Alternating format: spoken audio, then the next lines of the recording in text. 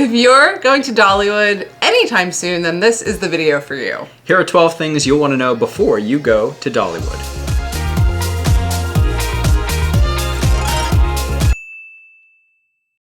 Hi friends! And welcome to the, for now, final video in our Dollywood series. We spent 2 days in Dollywood very recently. If you haven't seen those vlogs, go back and take a look. We kind of gave you a look at all the roller coasters that we rode while we were there, as well as the Flower and Food Festival. And we did Dolly Parton Stampede, which is a dinner attraction featuring horses and other animals. Wonderfully cheesy. You won't want to miss it if you have the chance to go. Plus, we took a really in-depth look at Heart Song Lodge and Resort, because he stayed there. Yeah, so check out the tour video if you plan to stay there anytime soon. It is relatively new. And it is linked down below and up in the corner. For sure. But today we are going to jump in with the tips and tricks that we gathered during our time there. Make sure that you are subscribed to our channel because we have more theme park videos coming out like really soon. And if theme parks aren't your thing, subscribe anyway. Hit the bell so you know when we post new videos, because we, as this happy place, are all about helping you find yours.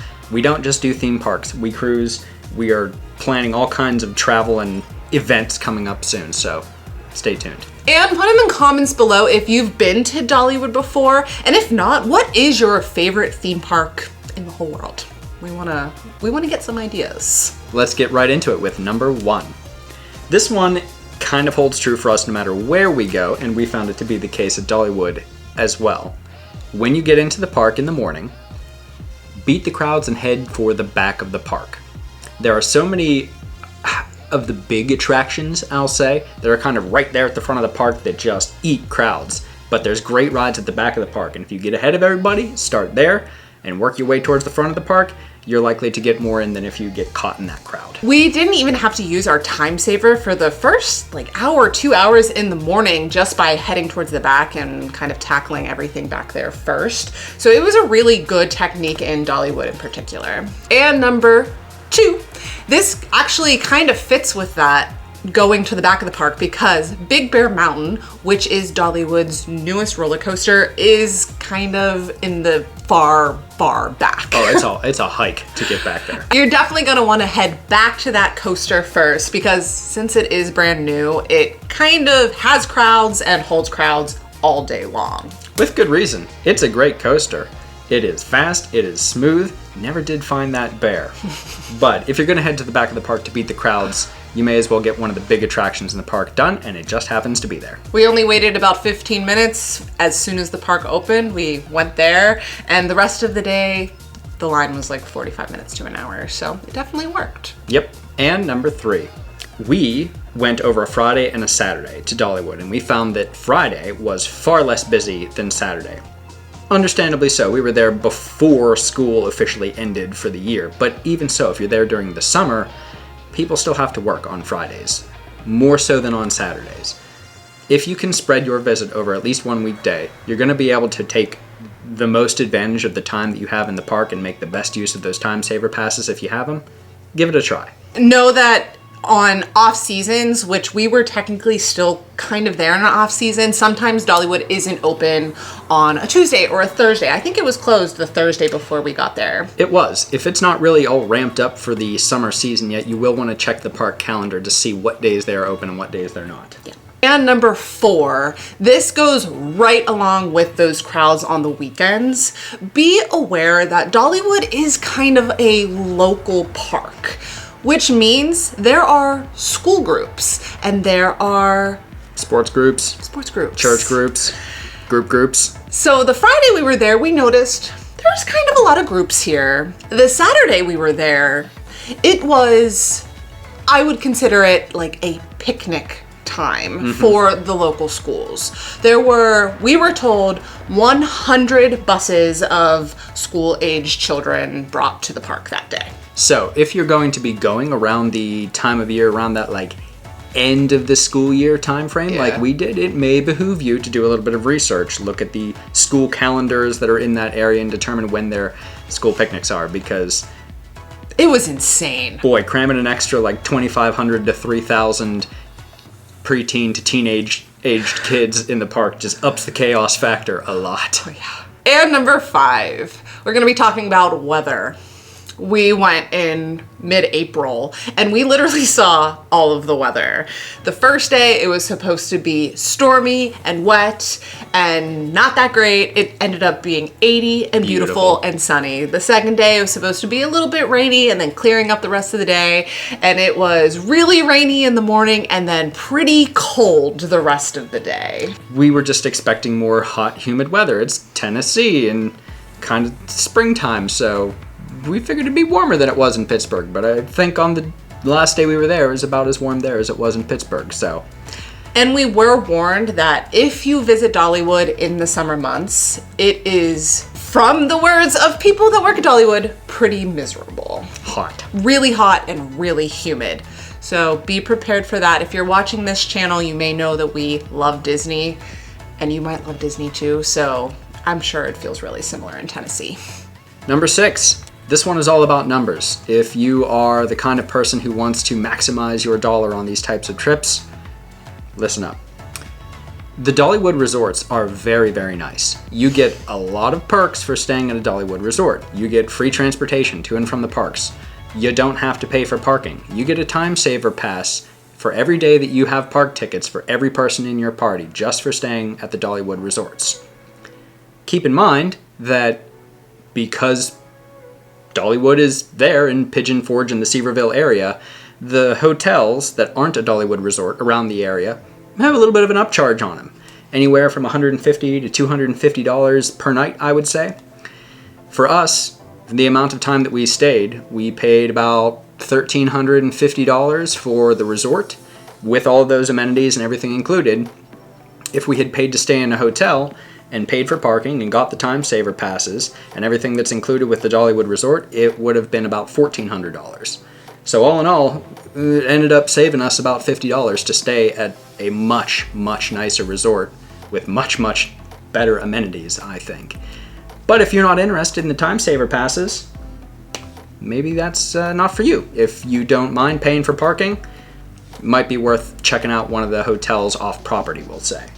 But as he said, the Heartsong Lodge and Resort was so beautiful. There was a really nice restaurant, there was a bar, there was a pool, there was children's play areas, this ginormous fire pit. They had live music on the weekends. So I would really say look into it if you want that full kind of bubble experience. We never really felt like we had to leave Dollywood. That's a good way of saying it, yeah. The bubble. It was really, really nice. If you're on the edge, check out our tour video of Dollywood's Heartsong Lodge and Resort. See if it doesn't persuade you to choose that over another option. Number 7, we recommend calling to book your Dollywood tickets and the hotel if you choose to stay at one of the 2 resorts. Anytime we had to call and talk to someone, they were so nice and so helpful. Very efficient. They also were able to give us discounts that we didn't even know were available, like a military discount. And along these lines, sign up for the email list for Dollywood, because I know that once a week I am getting emails with deals that they are running for park tickets and time saver and discounts on the hotel stays. So just sign up now if you're considering doing Dollywood, so you can get that information and you know when's going to be the best time to book and you're going to get the best deal. And number 8, these are for all of my other motion sickness buddies out there. Take your anti-nausea medication. I forgot to take it the first morning, and I love roller coasters. I am used to Disney coasters, which are different. They're different. They're great, don't get me wrong. I love a Disney coaster, but on 90% of them, they don't make me sick. These are not kiddie coasters. These are some of the most intense coasters that I've ever ridden. We're going to a park in a few weeks that is going to be even more intense. So I'm glad I got that trial run in, because the second day I remembered to take my Bonine and I felt much better. If you're looking for an easy way to get those incidentally, we do have some affiliate links in the description below and a link that'll take you to our Amazon store where we have some of those things available for you to purchase. Number 9, wholeheartedly, with everything, every fiber of my being, I can say get the cinnamon bread. Everybody will tell you to get the cinnamon bread. Listen to them. It's a good choice. We have a whole short about it. Get it at the grist mill. You can find it at the resorts and at the Spotlight Bakery, but get it at the grist mill. Go early-ish in the morning. There's no line. It might be the best theme park treat I've ever had. I'm different now. I wish I want it. I need to find a recipe for it. We just need to go back to Dollywood. Number 10. This is something that we did some research on before we went because we didn't know. And according to Dollywood's website, you are not allowed to bring in any outside food or beverage into the park. Remember that Dollywood is dry, so there is no alcohol in the park, in the theme park. So I think that has something to do with why they don't want you bringing beverages in. But from what we could see, doing a little bit of research, everyone said if you have a young child, they're not going to stop you from bringing food in for them. So we brought snacks in and a little bit of water for Miles, and no one said anything. And then when we were in the park, we sort of realized that everyone had their own snacks and drinks. And whether they had little kids or not. And we saw full coolers. So even though the website says that, I mean, I don't know, don't bring in a full pizza, but I would say it's okay to bring in. I think we ended up bringing in water for ourselves the second day, and no one said anything. We did, yeah. Know that the website says technically you're not allowed to, but it seems to be one of those things that's overlooked within reason. And number 11. There are so many food options in Dollywood. I didn't do a ton of research on this going in because we knew we were going to eat mostly at the Flower and Food Festival while we were there. But there are so many restaurants, so many quick service, grab and go options, stands selling popcorn, stands selling barbecue. Bakeries selling 25-pound apple pies, if that's what you want. There was so much food. You will not go hungry here. So do a little research before you go into the park. See if you want to do one of the sit-down meals. See where you can find the cinnamon bread, because that is a must-do, again. But also just to sort of decide where you want to get food, because if we hadn't been focusing on the Flower and Food Festival, I think I would have been a little overwhelmed with our options. And last but not least, number 12. Don't just spend your time in Dollywood. Don't get me wrong, it's a beautiful park, but the whole area is beautiful. There are so many wonderful attractions outside of the park. There are dinner show type events like Dollywood Stampede and the Hatfield McCoy Show and Pirates Adventure. It's stuff like that that's all sort of right there in the immediate area. There's Jeep tours. There's like a mountain coaster. It's just kind of a beautiful, attractive part of the country, and the area has certainly capitalized on that. So while we can't recommend Dollywood Park enough, don't limit yourselves. There's a lot going on in the Pigeon Forge, Seaverville, and surrounding area of Tennessee. Check it out. And don't miss the Buc-ee's. That is about 20 minutes north of Dollywood. It is, as of now, the largest Buc-ee's in the world. It's soon to be the second because they're building a larger one in Texas. But it was our first time at Buc-ee's. I think I could have spent an entire day there. And a bonus. It's not a This Happy Place video without a little bit of a bonus for you. And this one is really up to you, but I say if you don't know a lot about Dolly Parton before going to Dollywood, do a little bit of research. We listened to Dolly Parton's America, which is a podcast, and it kind of goes through her life and how Dollywood happened, and even a little bit about the Stampede show. And it was a really, really well done podcast, and I learned so much about her. So when we went and we saw her cabin, the recreation of her cabin in Dollywood, I knew what I was looking at. I understood it, and it had meaning to me. And listening to her music throughout the park, it meant more. It definitely helped us to develop a little bit of a connection to the park before we got there. Yeah. And I sort of had a vision in my head of what these things looked like, and I have to say I think they did a fantastic job. So do yourself a favor and do a dollop of Dolly before you get there, because... No.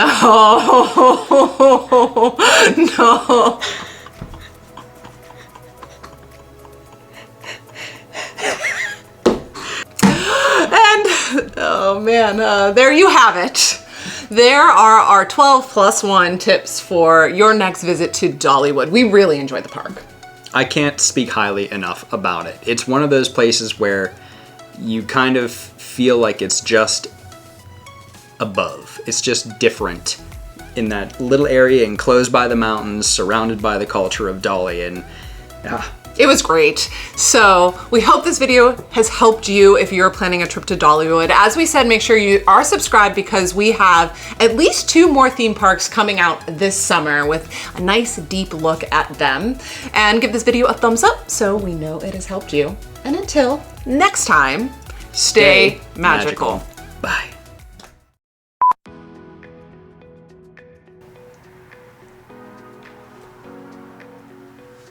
Too fast. You have to hold them a little bit. You can slow down the footage. I know, but it makes it harder for me. Can you make it a little easier for me, please? Sure. Put in the comments below if you've been to Dollywood before, and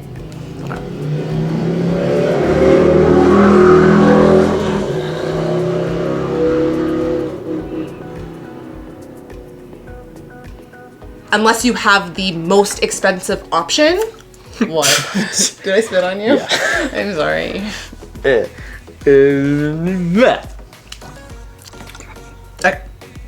You sure? Yeah, I think so.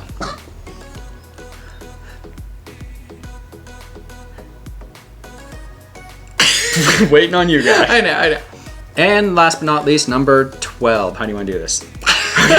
All right. We're gonna do it one more time. I'm so sweaty. Why? My legs are so sweaty. Oh, gross. Nasty. It's almost as good as the Dolly Trolley. I know. I'm still mad they're not called the Dolly Trolley. Yeah. They really screwed up on that one.